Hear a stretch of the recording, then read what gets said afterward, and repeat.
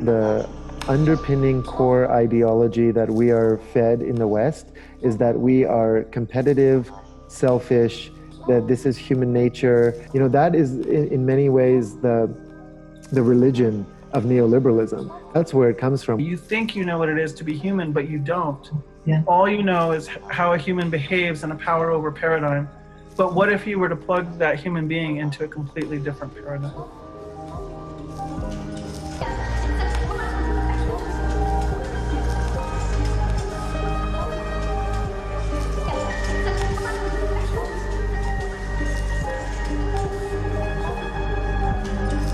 For the past few hundred years, and especially in the last 4 decades, people on every continent have been increasingly at the mercy of a colonial, globalized economy. We've been imprisoned in a consumer society in which our needs are met by distant, anonymous corporations, in which external ideals of success are imposed upon us. This competitiveness that you have to prove yourself by how much faster you can climb and push down the others, and it's been a deformation of the human spirit, I do believe.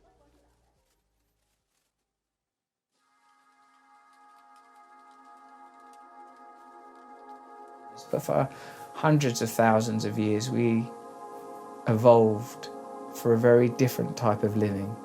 Tribalized. I don't mean tribalized as in ideological oppositionalism. I mean tribalized as I live with these 150 people. My survival is dependent on their survival. My contentment is dependent on their contentment. There's no brain system that supports competition. There's no brain system that's all about aggression. All these assumptions that this society ascribes to human nature, they don't exist in our neurophysiology. And there's an ache now for people to discover who they are.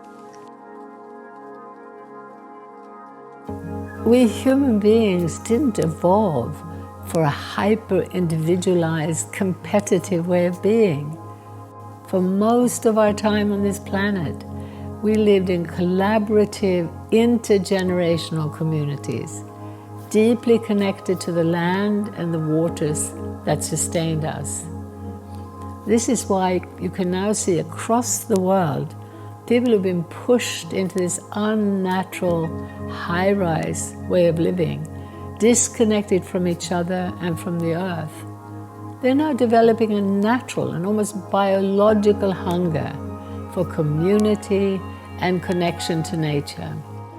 I see that the more interest among young people about the farming and moving, especially moving outside of big cities, because they are very, very hungry for communal bonds. So I see something very important is happening here. And the young people in Brazil are already showing that they want this ecological future and local future, locally based and deeply weaved within territory to exist. And they came together within a movement that we called localization.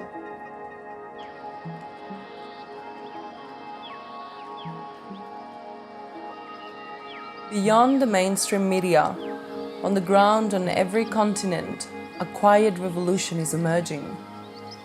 People are seeking community, collaboration, ways of life that nurture the natural world instead of destroying it. Farmers' markets, small business alliances, transition towns, mutual aid networks, community banks, agroecology schools, alternative education, permaculture, eco-villages, and more. Collectively, these diverse initiatives demonstrate a new path forward for humanity. It's a path that localizes rather than globalizes, connects rather than separates, and shows us that human beings need not be the problem. We can be the solution. We are facing an emerging global civilization and the danger of global monoculture. And it is this danger that can be countered by the localization movement. It is localization that can enable the emergence of diversity, identity, autonomy, and resilience.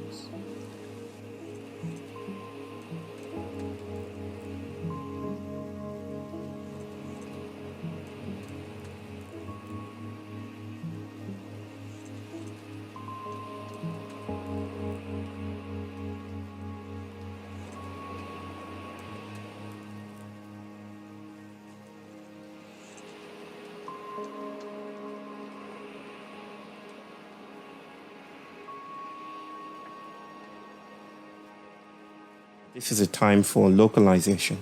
It's modest, it's simple, almost beguilingly simple. But it's also complex. It also means that we have to shapeshift. It also means we have to be different. In local economies, people can see their impact on others and on nature. This is the human scale, where the structures create transparency and accountability and bring out the best in people. This, for me, is the strongest argument for localization. When people work locally, they look after what they're working with. They have a longer horizon. They're not thinking to the next shareholder meeting, to the next quarterly profits review. They're thinking, what would this be like for my children and grandchildren? That kind of long-term vision is profoundly ecological. People want to experience their responsibility. And that means that you carry yourself with pride and dignity because you matter. What makes a human being happy? I don't want to trivialize that question, but I would say that it is multidimensional relationships. Relationships to each other, to other people, to non-human beings, to a place. You create together. You meet physical needs for each other. You are embedded and you could say of a place, not just a separate self.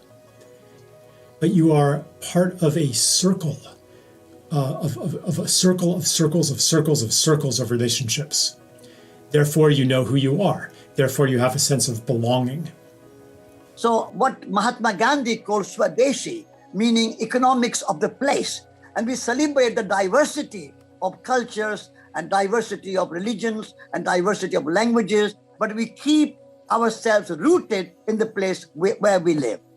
When it comes to food, when it comes to the way that we organise power, when it comes to the way we organise health, and even, I would say, issues as potentially complex as justice, we need to localise where possible.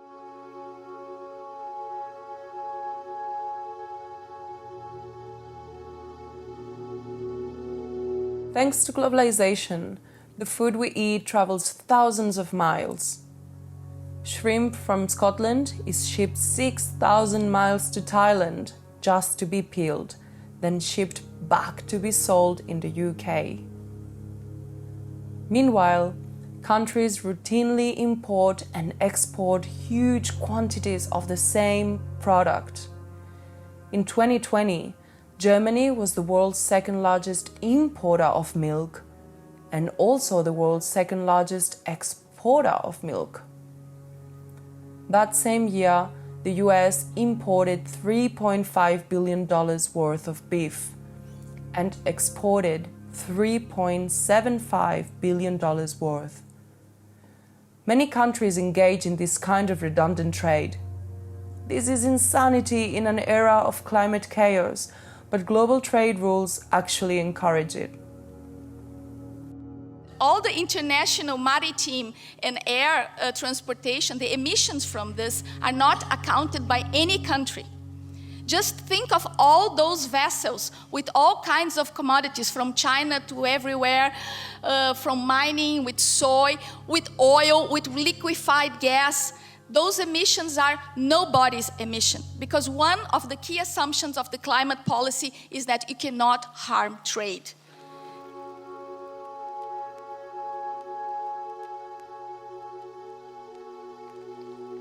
The global market pressures towards vast, chemical-intensive, monoculture-based farming. These monocultures actually produce less food while eliminating biodiversity and destroying small farmers. Local markets, on the other hand, require a variety of different products, and so they unleash the productive and truly regenerative power of small-scale, diversified farming. Permaculture has contributed to that acknowledgement and importance of these smaller, localized economies for radically reducing ecological footprint. It's desperately important that we take control in our communities of our food, to eat food grown locally as much as possible. Saving seeds, learning from our nature, learning from farmers, we can grow enough food to feed all of India twice over by conserving biodiversity, regenerating the soil, regenerating the water, and healing the broken climate cycle.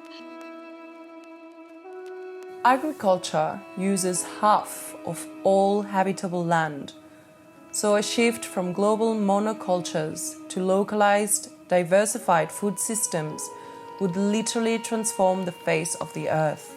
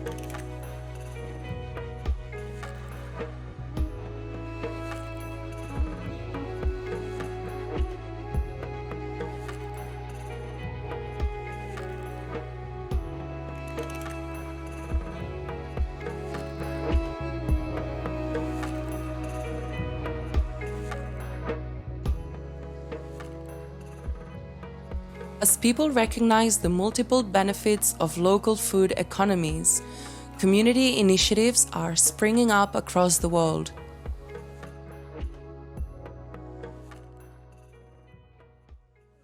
We have over 1,500 urban gardens and farms now, all across the city of Detroit. We are going to build a local ecosystem of food entrepreneurs, and we are about to build the most delicious local food economy on the planet Earth.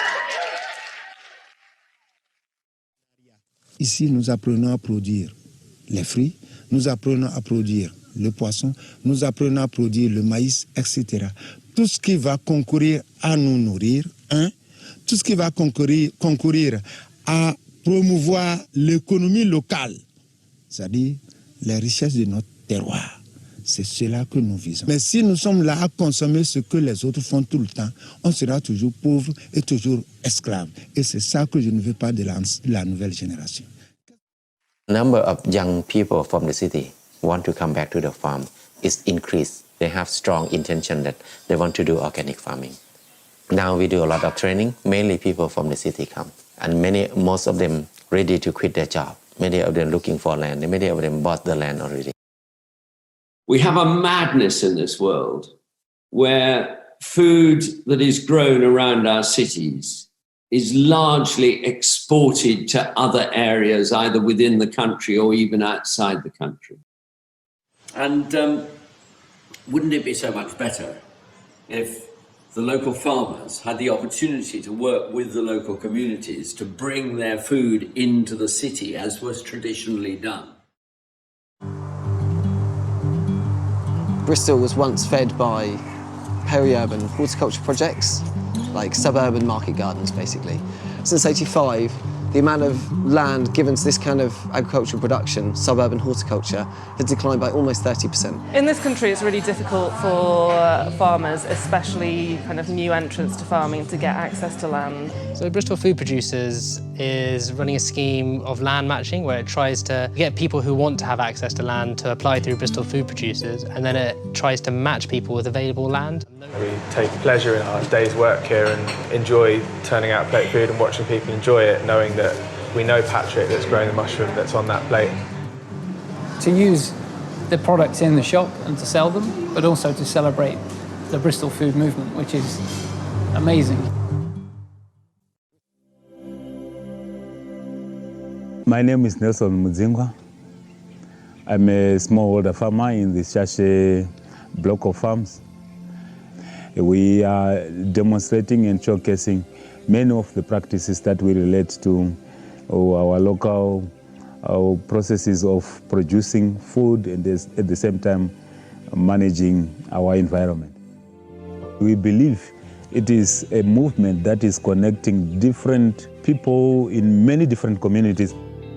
They cannot survive in isolation. They would like to connect for them to be able to participate meaningfully and effectively in the politics about food system.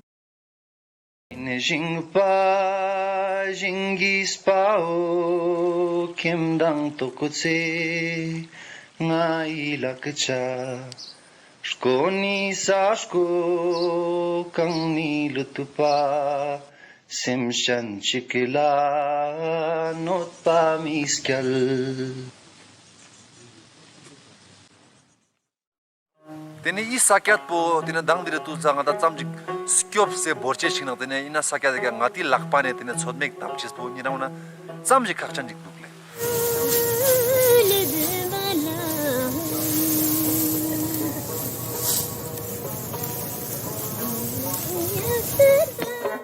ngata ji la shi cho na ta yon tan ji ge te no ka ngati abi me ka ngata lof si os no galal kalte zo to ngati shkyop mar kyop na to ngati tor cha galal o to tor na te ne ngati yon che se ne chugu na ngati chang la das pa yin ze te ta che shi met pa.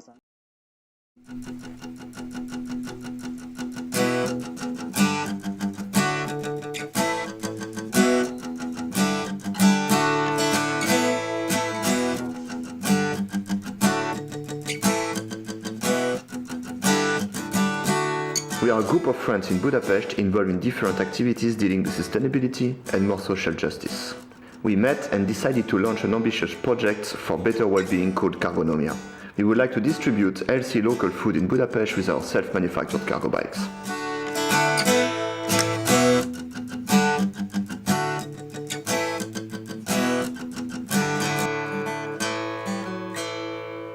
We bring all that foods and also eggs, beers to Cargonomia in the city center of Budapest.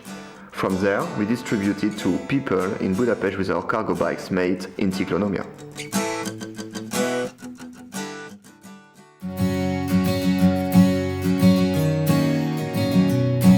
There's this widespread belief that we need big farms and ever more technology to feed the world. Actually, exactly the opposite is true. We need small-scale, diversified farms everywhere. Supporting this turnaround is an essential step in transforming the entire economic system, and is something that we can all contribute to right now, wherever we are. Local food economies are essential for restoring our health and the health of the planet as a whole. But to build those kinds of economies, we must recapture our rights from global corporations. Beyond these community efforts, localization must advocate for structural changes in the social and production relations between farmers, traders, and landlords. We hope to contribute in the building and strengthening of a global movement that will challenge the monopoly control of TNCs over food and agriculture. It starts with simple questions, actually, of where does my food come from? Where does my water come from? Who controls these systems? How are decisions made around these? And it starts to connect to larger social movements who are actually trying today to defend our territories, to defend the water resources, to defend control over our own knowledge systems. これから先、私ども日本でも多国籍企業による種の支配が始まったところです。今、ローカルって各都道府県、市町村、そういうところから我々は地方から私たちの食と種を守る。And we need policy reforms that supports localization and agroecology and community-supported agriculture. The need to have strong mass movements of farmers and small food producers, of workers and consumers, and all their advocates. So we need to support and strengthen such a strong people's movement.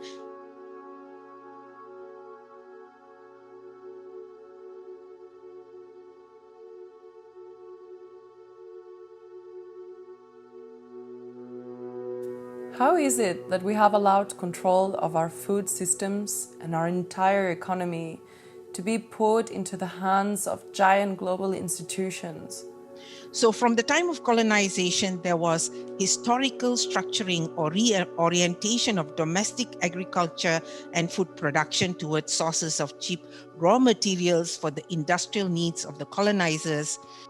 So it continued with the neoliberal globalization of the past 4 decades.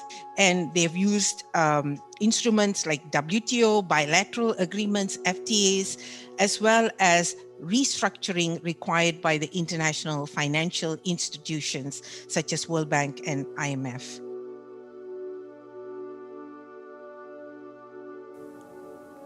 Since the 1980s, governments worldwide have been signing onto trade treaties that give multinational banks and corporations more and more freedom and power. These treaties now even allow corporations to sue governments for any social or environmental protections that might threaten their profits. This makes a mockery of democracy. You know, what did globalization do? It tore down all the rules that allowed justice in society, democracy in society, equality in society, tore it all down and made it all possible to accumulate. So you get the tech billionaires emerging. You get the BlackRocks and the Vanguards. And this year, BlackRock is 9.5 trillion. 9.5 trillion in a decade. They own the media. They, of course, own the whole financial infrastructure. And so basically almost any aspect of our life today is dominated by these global corporations. And what's so terrifying about it is that they are structured legally with one mission above all, which is to increase shareholder profit, shareholder value as fast as possible.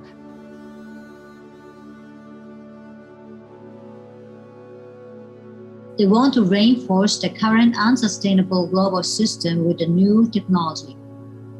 Now, as we move forward with this localizing movement, we have to be very, very careful with this word, new technology. Because now multinational corporations are taking over our food system with that. Can you imagine a future where multinational companies' servers on the other side of the world automatically manage the robots plowing the farming?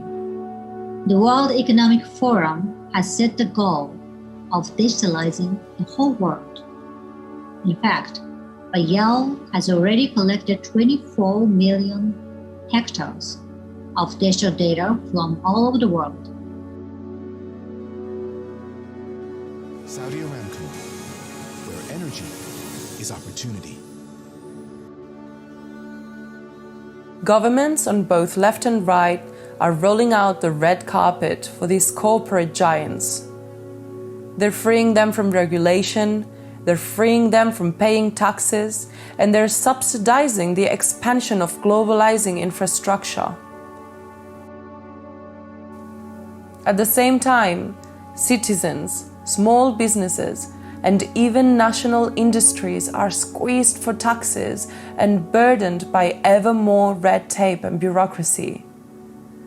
That's why products from the other side of the world generally cost less than local products. It's why the gap between rich and poor is so extreme. It's a completely unfair economic playing field. When you have a system that actively undermines the social network and destroys communities because it throws people out of jobs without any thought to the impact of what that will have on a local community. When a Walmart can come in and completely obliterate small local businesses, that has huge impact on people's connection to each other and therefore on their health. One of the many reasons that the technological expansion in the West and now all over the world of the last few centuries is so toxic is that it has been intimately linked with the destruction of community. And this is a breeding ground for all kinds of insecurities. According to Facebook's own research reported by the Wall Street Journal, their platforms make body image issues worse. So if you look at the statistics and the number of people that are lonely, they've gone way up in the last 30, 40 years. Real epidemic of mental health conditions amongst the youth, increased youth suicide, depression, anxiety, all of which actually reflect the consequences of a system that denies children's developmental needs and fails to provide children or adults with a healthy, connected environment. Ultimately, these corporations only get their power by having to push down the actual deep instinct in every human being, every human infant that's born, to love, to be connected, to be part of community, to be part of life. But they have to actually stop that from growing. But people themselves want nothing more than to be part of community, part of life, to feel desired within their community and to feel that they're making a meaningful difference to others around them. But will it lead to wage rises? We've assumed so before, wrongly. The majority of people are getting poorer. Governments are getting poorer. And even CEOs are running faster and faster in fear of losing their jobs in a merger. So why is anyone still going along with this globalizing madness? The system has become so vast, so global, that it's almost impossible to see its contours. And no one has been charged with stepping back to look at the big picture. Instead, economic pressures have been demanding ever more specialization and ever more narrow perspective. So this means that the problem is not so much about evil, greedy people in charge. It's much more about a lack of awareness, about ignorance, from the grassroots to the very pinnacle of power. This is actually quite good in many ways, because the antidote to ignorance isn't complicated. It's about raising awareness.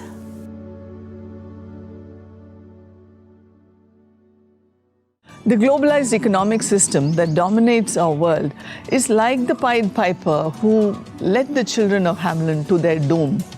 With its enchanting glamour of media, consumerism, and big business, globalization has led us to so many crises like climate change, ecological disasters, widening gap between the rich and the poor, and increasing social violence and illnesses of all kinds. What gives us hope is the millions of deep thinkers and their initiatives that promote localization as a major systemic solution that we need to arrest our civilization's free fall to disaster. When we think local and we consume local, it makes for a healthier planet, because the ripple effect it causes and this community spaces that it creates is just beautiful. I'm trying to shift away from contributing to the fossil fuel economy in any way possible.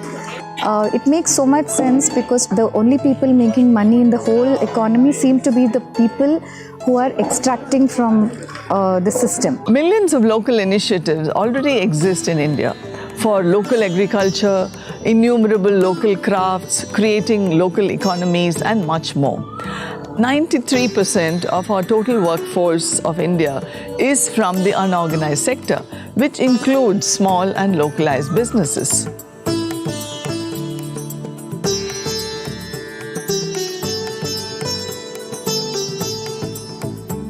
Gandhiji said, India needs production by the masses, not mass production. And that we need Gram Swaraj, which really means respect for localization. India is a country that still has over 20,000 varieties of rice, over 1,000 kinds of handlooms, over 120 major living languages, and we have diversity of all kinds.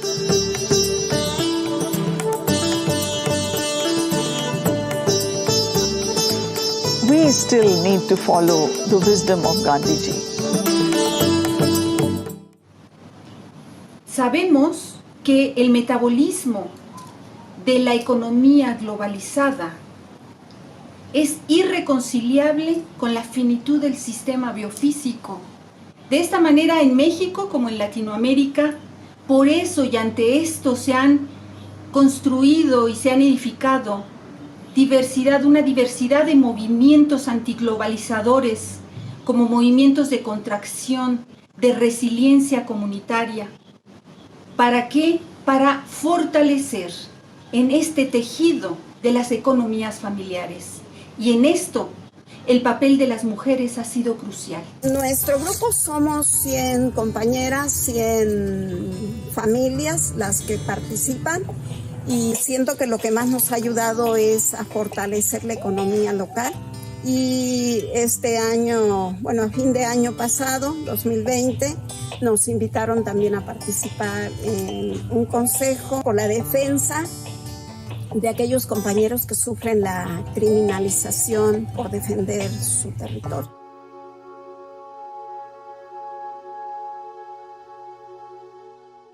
Worried customers have been snapping up everything in sight. Store shelves nationwide are dwindling or totally empty. We needed a pandemic to show us how resources need to actually flow and how localized action can create amazing local responses based on a new relatedness.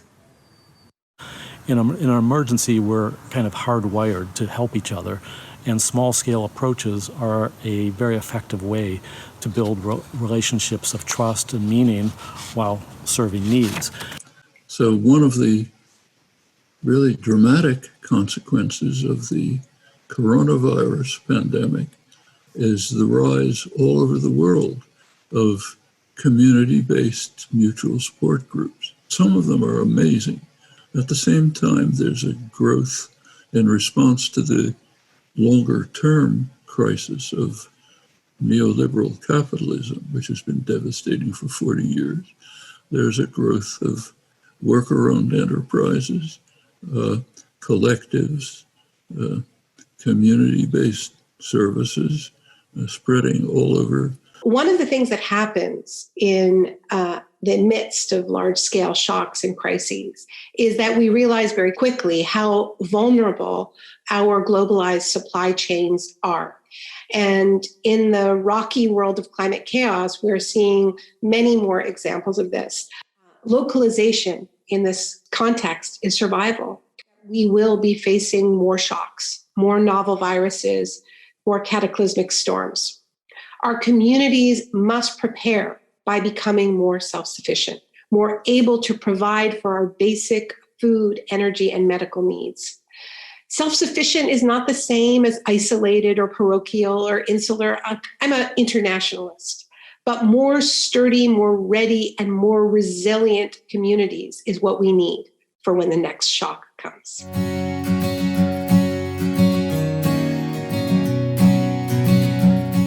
In the modern world, we have been made to believe that globalizing economic development is inevitable. cookie-cutter houses, bigger highways, homogenized main streets, concrete and high-rise and corporate logos on every corner. We have called it progress and treated it as some kind of evolutionary force beyond our control.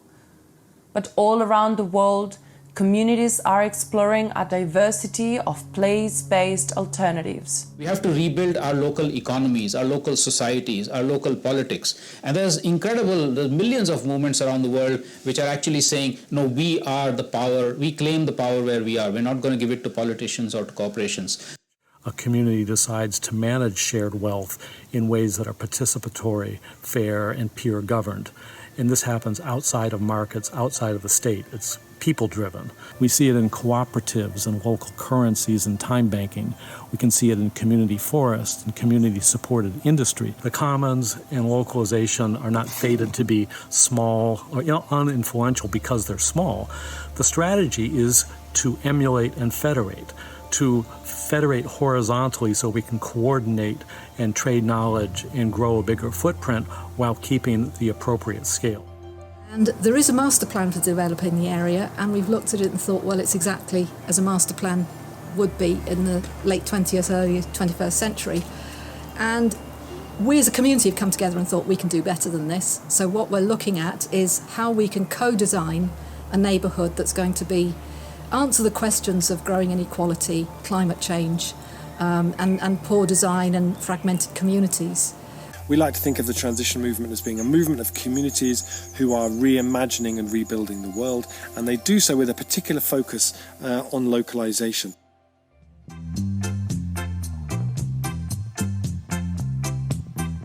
Share is an empty shop that has been converted into a library of things.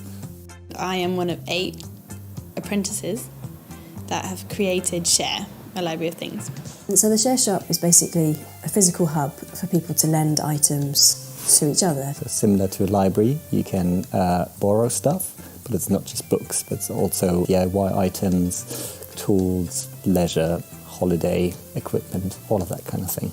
It reduces the amount of stuff that we need to have ourselves. You can come to the shop, repair your bike if it's got a puncture, if you've got something else to fix, just to come down. There's such a huge range of possibilities of what this shop could be.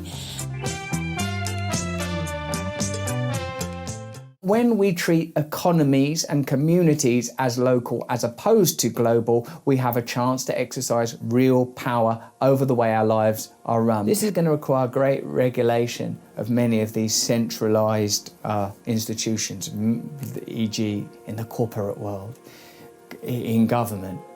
Let's create a fair playing field.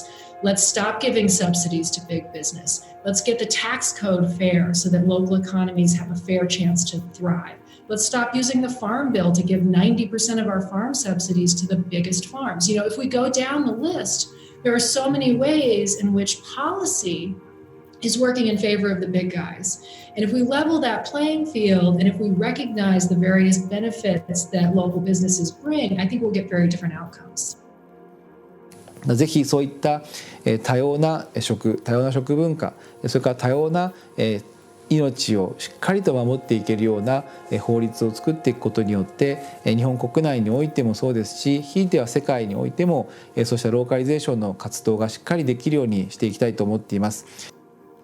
역시 전주에서도 지역화 관련해서 지역 금융이라든지 지역 에너지라든지 지역 먹거리라든지 많은 일들을 하고 있습니다. 어쨌든 이 세계화, 신자유주의의 엄청난 파고를 막는 힘, 이 지역화의 힘으로 저는 이런 작은 도시들 그리고 국가 또 지구적 연대를 한다면 저는 충분히 행복한 세상을 만들 수 있지 않을까 그렇게 생각합니다. I'm bringing a little bit of a different voice of hope, the voice from what probably most people think is an unlikely quarter to have voices of hope, and that's the business world. So when we live and work in the same community, we see every day the people that are affected by our decisions, whether they're our employees or our neighbors or our customers, our suppliers, or our environment. And we're more likely to make decisions from the heart as well as from the head. Imagine if a grassroots movement of local people decided that we could make and grow and invest in the goods and the services that our communities need. That jobs and wealth were better in the hands of the many rather than the few. That as manufacturers, family farmers, independent retailers, as energy providers, or as community bankers, that we could all just decide that it was all right to care for each other. Here at Bali, the Business Alliance for Local Living Economies, we know that real prosperity is local by its very nature. From Seattle to Cincinnati, Asheville to Minneapolis, New Orleans to Vancouver, BC, Bali is celebrating and recognizing, supporting and connecting the leaders of a new economy. Those communities in the United States with the highest density of locally owned business, there is the highest per capita job growth rate. That in those communities with the highest number of locally owned businesses, there is the highest per capita income growth rate. In other words, the best way of reducing poverty, increasing equality, is to go local. We also know that local businesses are extremely profitable. This is from Canada, and what it shows is the most profitable businesses have 10 to 20 employees. The least profitable businesses are those that are traded on the Toronto Stock Exchange. How can we get the 99% of us to start putting money into great local businesses? Because if we do, we unleash not only great local economies, but we take the fuel out of the monsters of global capital. In Nova Scotia, there are communities that are now allowed to create local pension funds. And there are maybe, 50, 60 of these pension funds. In New Brunswick, they just implemented a 50% tax credit. Every dollar that you put into a local business above $1,000 generates 50 cents of reduction in your taxes in provincial tax obligations. These are serious, serious reforms. Localization addresses people's mounting concerns with the cost of living, with their financial security. Simultaneously, it reduces emissions and other environmental destruction. It's a vision that bridges social and environmental issues, the rural and urban divide, and the political left and right. It's a unique opportunity to build a broad-based movement that could bring about fundamental systemic change. And I think we're seeing that a lot of pushback, a lot of people pushing more to the right in their politics right around the world is this cry out for more empowerment at a local level. They're sick of these decisions being made by corporations that are thousands of kilometres away from their own region, where they understand the nuance and what's required in their particular community. So the more that we can localise and give people back that power at that local level, I think we're going to see huge changes, not only environmentally, but also to the social fabric of what we're creating.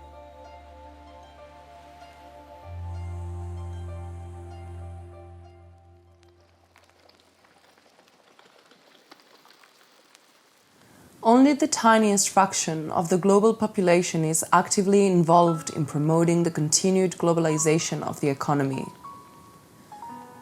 By contrast, those working for a fundamentally different future can be numbered in the hundreds of millions. Se pravi, prišli smo do mejnika, ko se bo treba resnično odločiti, v katero smer bomo šli, govorim v imenu človeštva, ali v smer, ki je človeku dana, torej k obdelovanju zemlje, k samooskrbi, k prevzemanju odgovornosti za naša lastna življenja, ali pa v smer, ki nam je ponujena, torej v globalistično, kapitalistično družbo.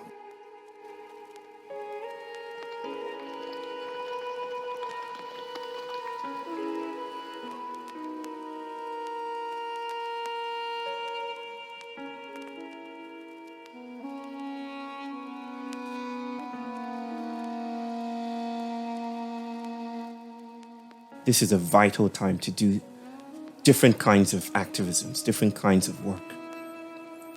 So power needs to change. Our notions of power need to change. If power is always at a distance, then we will frame economics and the economy as food coming from far away. And we will valorize, reify, ordain, and celebrate a system that denies us the immediacy of our surroundings. So do you see that the mission of this movement is bigger than ever before? Let's keep moving for localizing the whole world so that one day we can brag to our children or grandchildren that we did not give up at the critical moment to protect their future and our planet. And in Brazil, we say decolonizing our imagination. Stop thinking that industrialization is the only way to go and technology is the only way to go. There are other ways of living that it's going to make us maybe even more happy. We have to take a stand for what we are recognizing as important and essential to our full human beingness.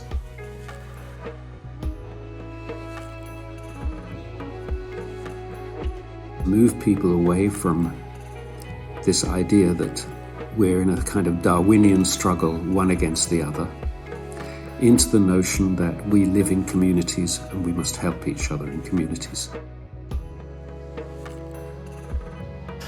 I'm not saying let's smash down cities and throw our iPhones out the window, let's keep them, but let's not prioritise the continual commodification and the continual advancement of consumer goods as the dominant idea for our life.